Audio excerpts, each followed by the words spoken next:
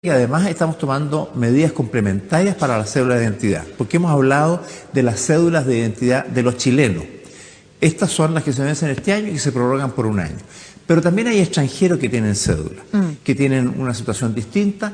Respecto de ellos también vamos a promulgar en los próximos días un decreto. Este es un problema que se estaba suscitando de antes, porque hay extranjeros que tienen un problema porque para renovar requieren antecedentes de su país de origen y no los reciben. A veces tenemos problemas con venezolanos o con gente que ha llegado de Haití.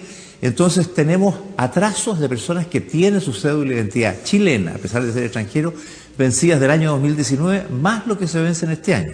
También vamos a tomar una medida para resolver este problema que afecta a buena cantidad de gente. Las del 2019 estamos pensando que se prorroguen para el 2020 y las que vencen este año, al igual que los chilenos, que se prorroguen para el 2021. Con lo cual ya vamos mejorando y reduciendo la presión que hay hoy día ante el registro civil y así podemos reducir